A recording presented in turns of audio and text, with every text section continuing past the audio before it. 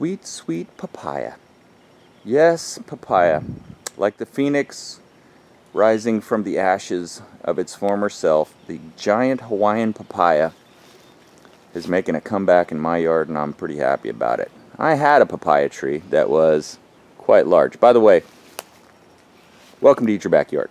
It's my YouTube channel where I talk about all kinds of edible and non-edible, subtropical, tropical plants. And today I'm talking about the papaya. So I had, excuse me, I had this giant papaya, and it went up.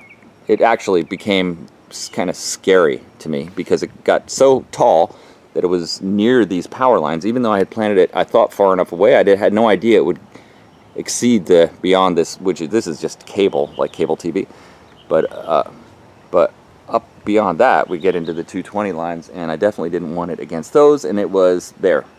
And I was thinking, well, I'm not going to try to trim it because it'll probably end up electrocuting me, so I was going to try to hire a professional. And then Hurricane Irma came along and just dropped it. I mean, dropped it perfectly right down in the yard. The ocean is that way, so the east winds from the hurricane just slammed it down. It also, the roots were, I realized, were growing down on my irrigation. It's down here, by the way. I got to deal with this grass too, and really clean up this bed. But there's a lot of hurricane debris there still. Yeah, so it dropped it. When it dropped it, though, the roots tore up all my pipes and cracked it, and I had to dig that out and fix my irrigation system and so on. But now that's all working well. But yeah, it's a phased recovery effort. But what happened was all of the hundreds of papayas, which I didn't have a chance to pick, dropped seeds, and they grew.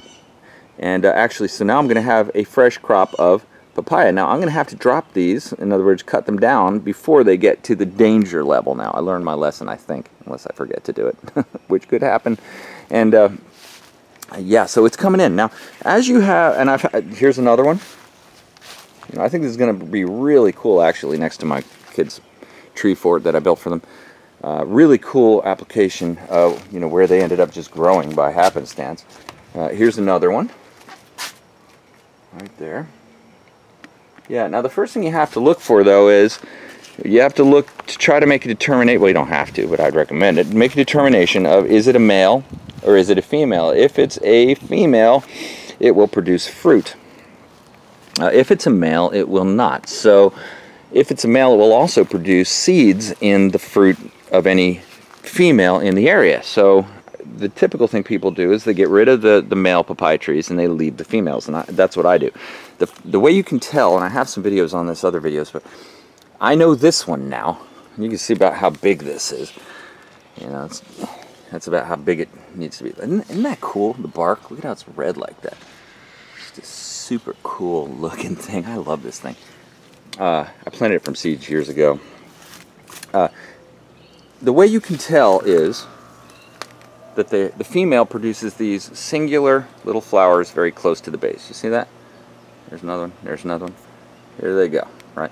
That's definitely a female. A male will produce a flower that comes way out and has multiple little flowers around it. So it's dramatically different. And I'm happy to say the one that I like the most, it's getting all the sun. It's really, yeah, I mean, look at those leaves. Isn't that incredibly awesome? It grows so fast, too. It's actually a vegetable, which is kind of interesting. Yeah, the one I like the most is a female. So I get to keep it. And this one, I'm not sure yet. Now this one's still too small to tell, but one thing it isn't too small to do is to produce that beautiful bark. I'm just amazed by nature. It produces these things. I mean, it's so beautiful, but it's also sandwiched between a recovering gold dust croton, which I've got here. I had to trim back severely because it got knocked over by the hurricane, and a dreadlock croton, named because, well, it's, I guess, somewhat similar to the look of dreadlocks, but yeah, so the other two papaya that I have, 2 or 3, I think there may be one other, they are to be determined, but this one, nope, it's good. We're locked in on that. You can see I've got some other things back here that Got a Barbados cherry that I need to kind of trim the dead ends back on. I've got a fig tree over here that I grew from a cutting. I've got a frangipani that actually survived the hurricane pretty well. Some croton, you know, which are a crowd pleaser, I always think, in terms of foliage. Just beautiful colors. Yeah, and then growing up out of all of this shrub-like stuff. Oh, also a giant lily.